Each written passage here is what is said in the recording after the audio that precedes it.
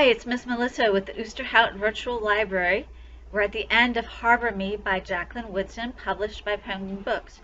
Remember, now that the library is doing no contact pickup, you can call and reserve the hardcover copy of Harbor Me.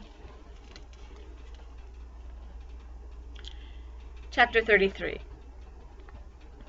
The following Friday, Holly sat next to me and nodded towards the recorder. My own hands were sweating as I pressed the button and looked up at the others. I was surprised how nervous I was. No one had ever said, "Don't talk about your dad," but for some reason I had buried the story deep, and now I was going to tell it to my friends. I kept saying that again and again in my head. They're your friends, Haley, they're your friends. But just as I turned on the recorder, Esteban said, "I have another poem from my pappy," and Amari said, "Yes." Holly nodded at me. Esteban climbed down from the window seat and pulled the poem from his pocket.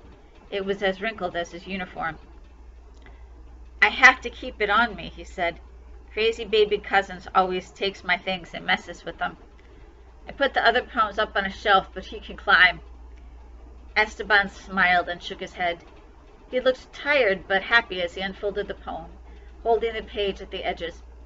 His hands trembled as he read it first in Spanish and then, more slowly and beautifully, in English.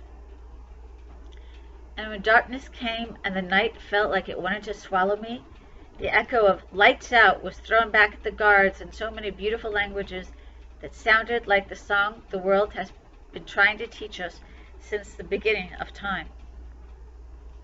He folded the poem carefully and put it back in his pocket. "It means that there are all these different kinds of people in detention with my pappy. And when the guards tell them that it's time for lights out, they all yell it back in their own language. So my pappy hears all the languages, and it's like they're singing him to sleep." Esteban touched the pocket with the poem in it. "That's all I have to say for now." He climbed back to the window ledge and wrapped his arms around his legs, resting his head on his knees. After everyone told him how beautiful the poem was, I stood up. "I want to talk now," I said. "You guys have all told your stories about your families, and there's a story I haven't told you." I looked over at Holly and she nodded again.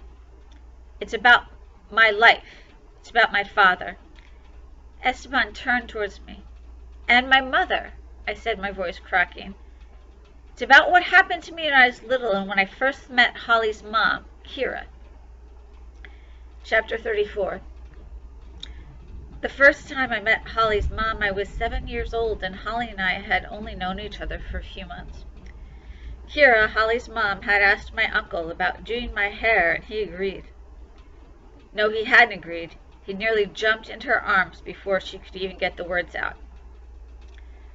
So the first time I was at their house, and I was sitting in their kitchen with my hair washed and dripping onto a towel, and Kira asked about my full name and about my family. The rest of the group got so quiet I stopped talking. My throat felt like it was closing up. "You got this, Red," Amari said to me. His smile loosened the words. I looked at Holly helplessly. "It's okay," she said. "I'm here with you. I can help if you need me." Everyone nodded. I smiled at her, relieved, and Holly put her arm around me. "The thing I've never told you guys is that my dad is in prison." "Your dad's in prison?" Tiago and Amari said at the same time. I nodded. "For what?" Tiago asked. "Did he rob somebody?" "He was driving," I said slowly. "He was driving a car. My mother was in it." The room felt like it was breathing for me. As I told the story of the accident, Esteban's eyes filled and Ashton put his head down in his hands. When I got to the part about my father running home for my uncle's help, Amari said, "Geez, Red, I didn't even know." He said it quietly, almost under his breath, but the words were so much love that I felt like he was reaching across the circle and hugging me. Holly was holding my hand now.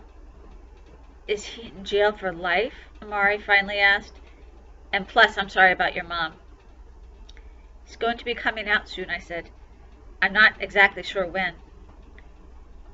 Amari said, "This is too deep. No wonder you're so quiet, Red. You all kinds of still water. When I first met Kira, she asked me about my people, and I told her my mom died. I waited for her to say something like, I'm so sorry, or you poor baby, or oh, sweetie, but she didn't. She was combing my hair at the time, and she stopped for a minute, and her hand got really shaky. Holly said, I remember you told my mom that your mom died when you were 3, and that you didn't really remember her. My mammy's still with us, Esteban said. I feel lucky for that. But why was her hand shaky? Ashton asked. Was she feeling sad for you? No, said Holly. That's the crazy part. Holly jumped up from her seat, then sat down again real fast and started tapping her feet like I wasn't telling the story fast enough. Tell them, Haley. I'm trying, I said. Kira asked me if I was Burl Anderson's child, and I told her Burl was my mom. Your moms knew each other? Amari asked. That's wild. Holly said, yes, that's really wild. Our moms were pregnant together. When my mom told us that, I was like, wait, what? You what and who? I laughed. But your mom just ignored you, I said. Kira came around the chair and crouched in front of me. Her face was all worried and sad, but it was happy, too. Remember? Holly nodded. She brushed my hair back away from my forehead and said, your mom and I used to go to Tom's Diner over in Washington after our Lamaze classes. We'd order so much food, the waitress would always ask if someone was joining us. And then Kira laughed. And I remember I wanted to laugh too, but my heart felt like it was competing with my tongue for space inside my mouth. So I just whispered to Kira, you knew my mother? I stopped talking. It was hard to tell the story, but it wasn't hard.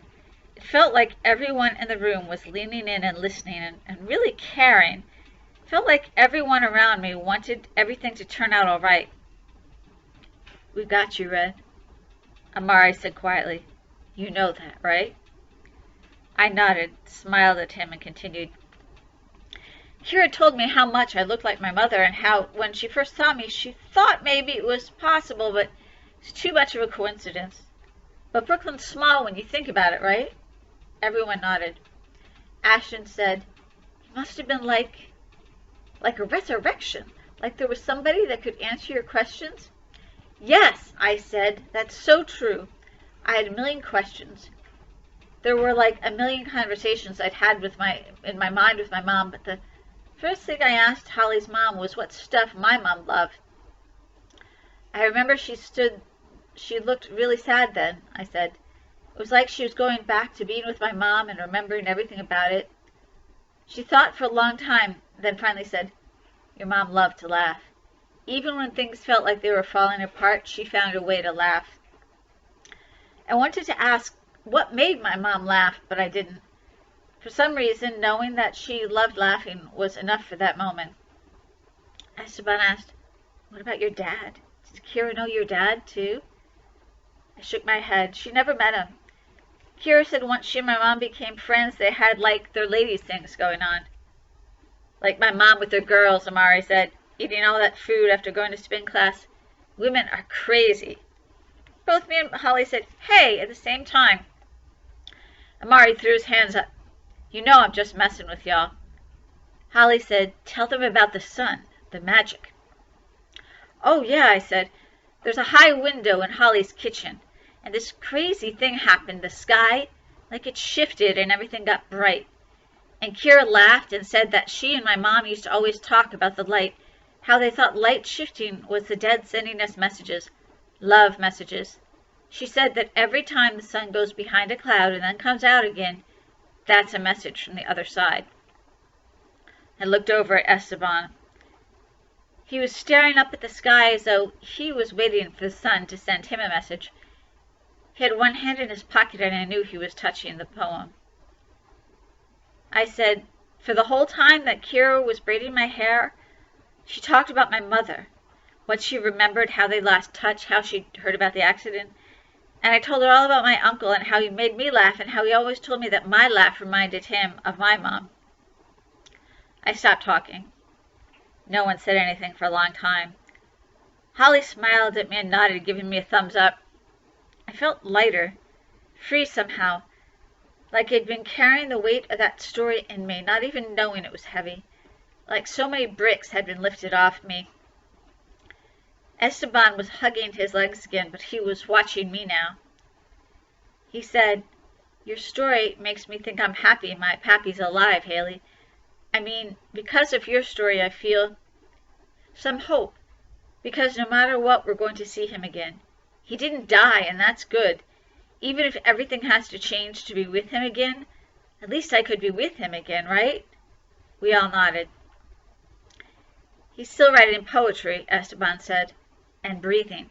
He looked at me. "Even though it's kind of sad what happened and everything, it feels happy, too, that we have each other. Like that thing Miss Laverne said about how we have to harbor each other, you remember?" I nodded. Esteban said, "I feel like your story does that. You're my same age, and you have to be strong for your dad. It makes me feel like I can be strong, too." And everyone else said, "Yeah, me too. For real." Chapter 35. I turned off the recorder and put it back in my knapsack. It was almost 3 o'clock, but just like most Fridays now, none of us moved. We'd started ignoring the time weeks ago. It was strange to remember that we'd come into this room confused about why we were here, and now we could barely remember a time when we weren't here. Amari said, "Hey, since we're all doing some sharing, before we all bounce for the weekend, I want to show you something." He opened his drawing pad, and we all leaned towards him. "I've been copying some of these comic book guys," Amari said. "I got some sweet characters. I'm going to put y'all in there, too. It's going to be so tight. It's like my brain is frying with ideas." Amari had the biggest smile on his face that I'd ever seen, which made the rest of us smile and look through the comics. Even me and Holly went over to see what the four of them were getting all excited about. "Some people try to hate on comics," Amari said, "but they get you inspired, you know? It's like, man, look at this guy." He opened a Black Panther comic, and the Black Panther was big and black and strong on the page. Don't forget, we have Black Panther here. Outside the art room window, the schoolyard was bright and cold. The strange thing is I don't remember any other sound but Amari's voice. There must have been kids playing. There must have been yelling and laughter and horns blowing, but none of it came back to me. Just Amari's smile, his comic books, and us gathered around him. Amari says, like, what if the Black Panther was just a kid in this school? Every comic book hero used to be a little kid in school once, right? I was thinking that last night. So what if kids like us are the superheroes, right? The real superheroes? Amari was talking fast. The other boys were nodding as he turned the pages of the comic books. Amari said, like Esteban. "Who's the Dominican Superman? I mean, we got Miles Morales. He's a Puerto Rican Spider-Man. So we got Tiago covered. But ask him, who's the superhero whose dad works at Key Foods? And like for me, who's the guy who doesn't get to play with guns, so he has to find another way to destroy?" Amari looked at me. "Haley, I got you too. Superhero girl who lives with her uncle." "I got you too, Holly. Your richness is your superpower." I waited for Holly to get mad at Amari for calling her rich, but she didn't. She was even smiling a little. "I'll take it," she said. "Just hook me up with a nice cape." We must have headed out soon after that, because I remember all of us walking down the hall and out into the schoolyard together. We walked slowly, still talking.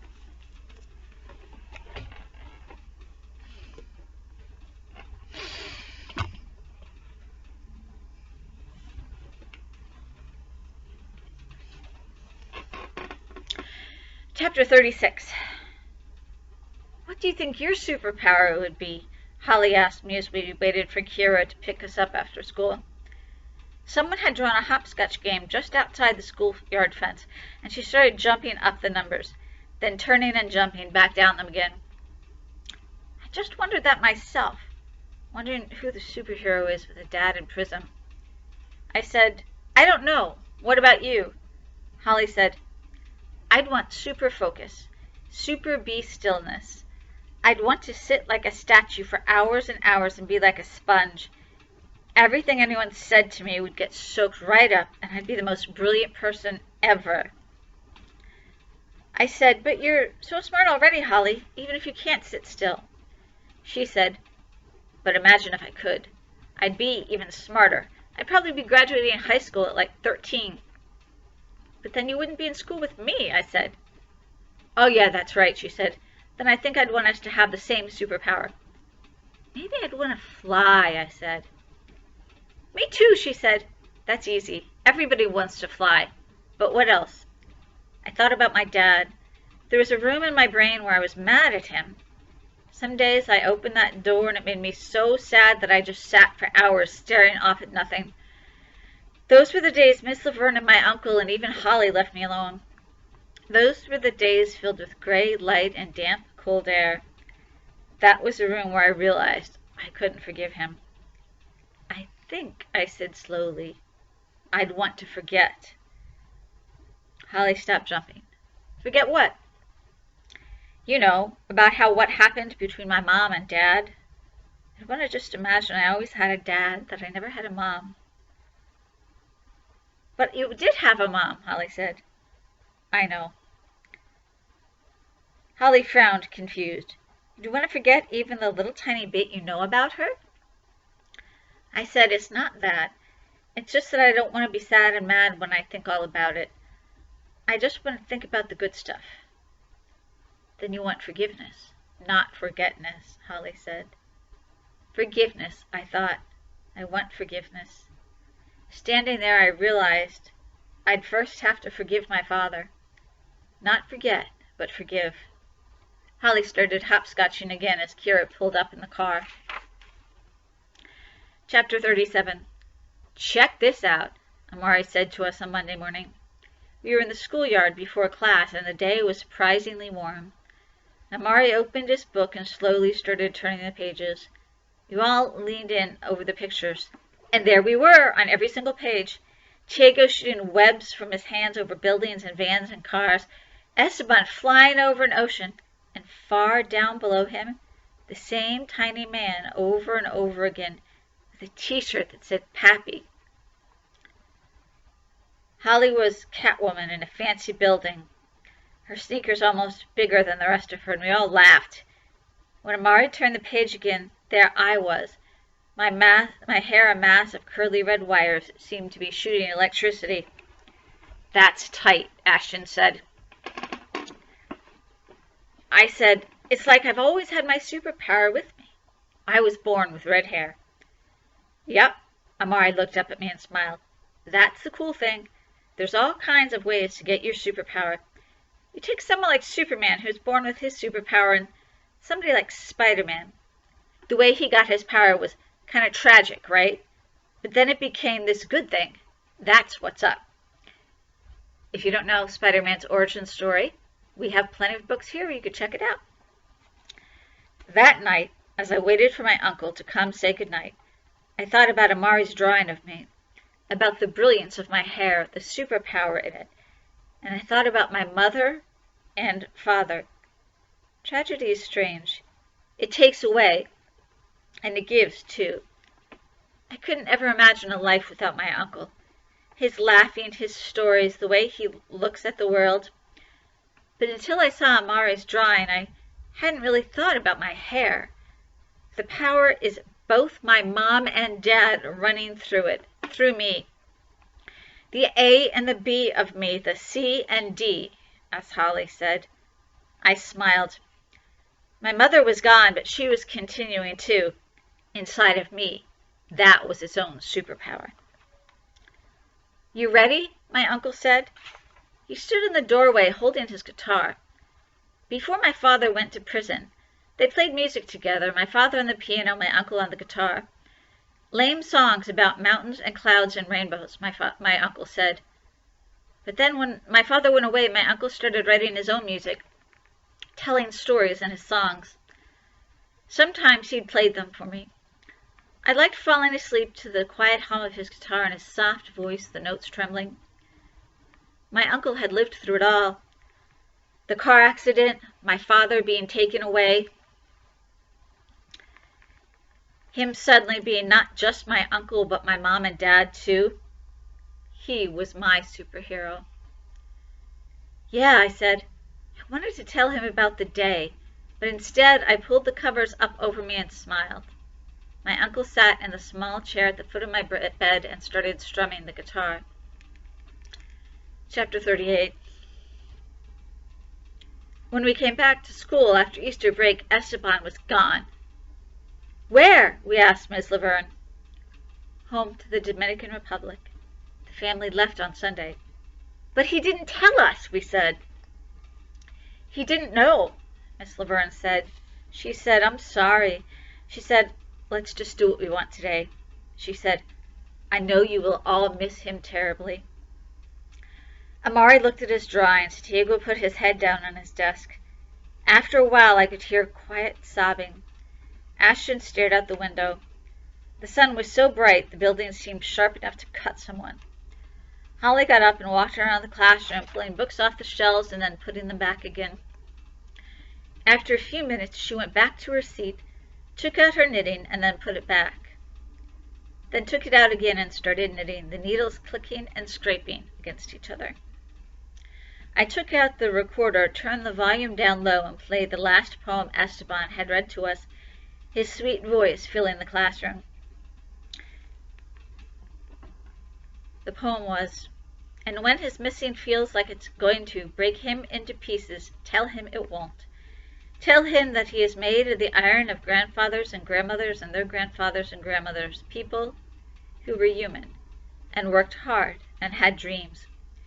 Tell him to hold on to his dreams because his abuelo and abuelo still believe in the power of dreams. Tell him he is their dream and he is my dream. And he is the dream come true of the ancestors. We are all the dream come true of the people who came before us. And when he asks, tell him I'm fine. Tell him I am free. Tell him the mountains go on, and where they stop, Pico Duarte's peak points up like lips, telling God a story. Maybe this mountain sings of promises and families broken. Maybe it holds inside it a beautifully remembered dream. Tell him to hold inside himself all the good memories, hugs, friends, laughter. Tomorrow holds no promise, but now is not the time for tears.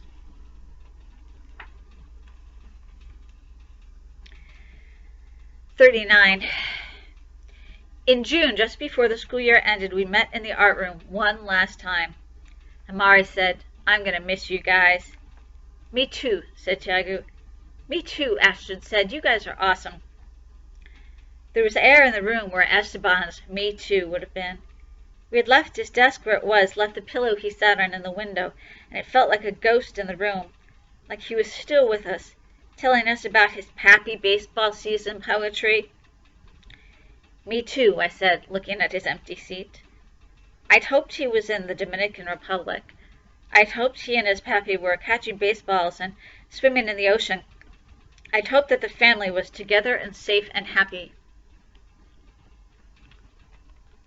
Holly looked around at us and said, It's just the summer, people. We'll be back together in September. It's not like it's forever. True, Ashton said, but it won't be like this. We won't be with you and Haley. It won't be the art room. Amari said, Yeah, but don't forget our promise.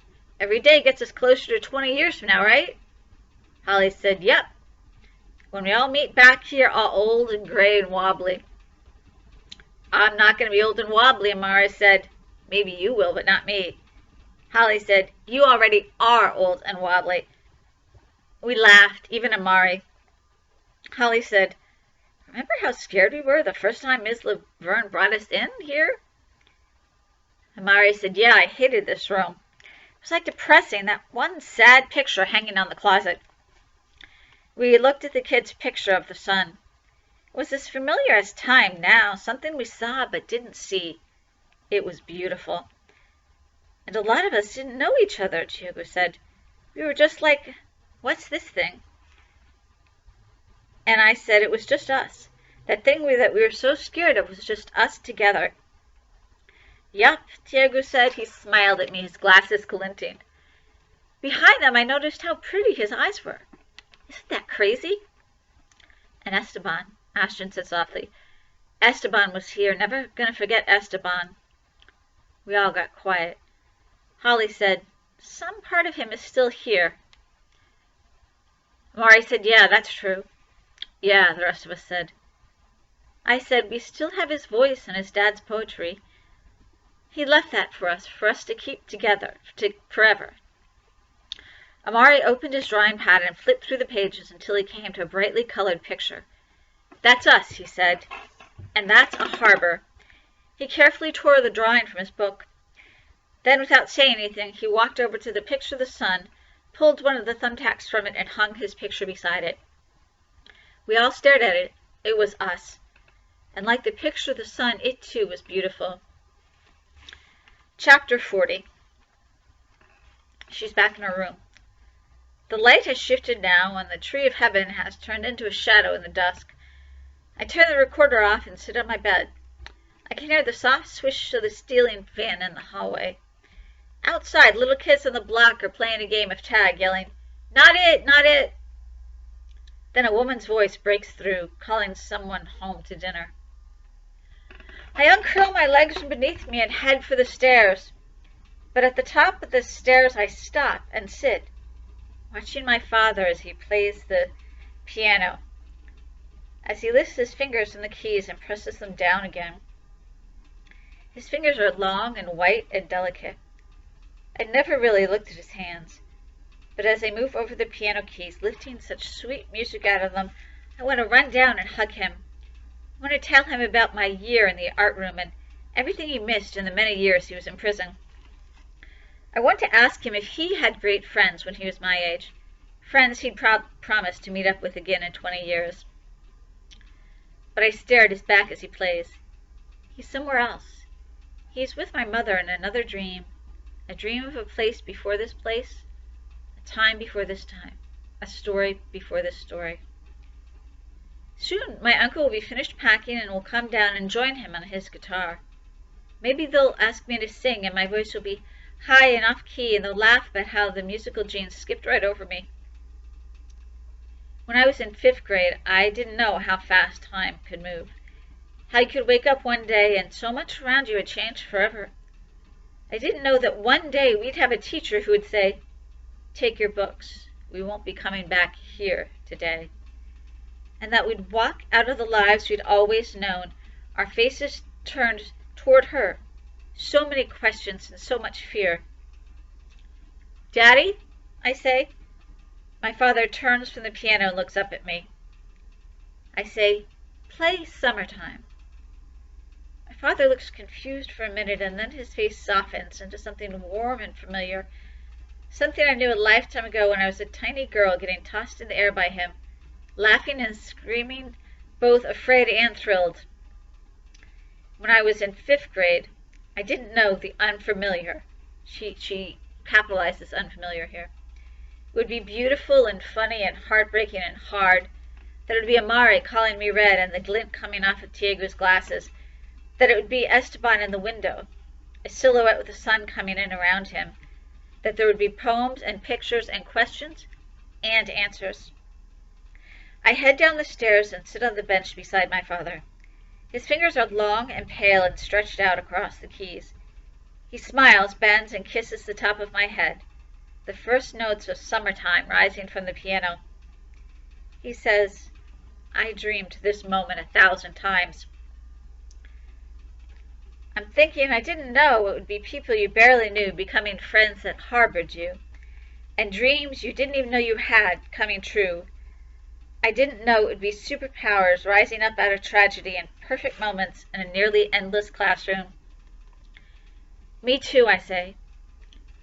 And when I rest my head against his arm, when the music circles around us, when my uncle stops packing and joins in with his guitar, and we pick up the song as if we've always been singing it, what I know for sure now is that this is the end of one of many stories, and also a beginning.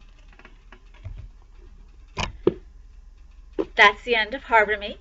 If you have suggestions for what we could read next, please give the call to the library or put them in the Facebook comments. See you next time on Book Bites.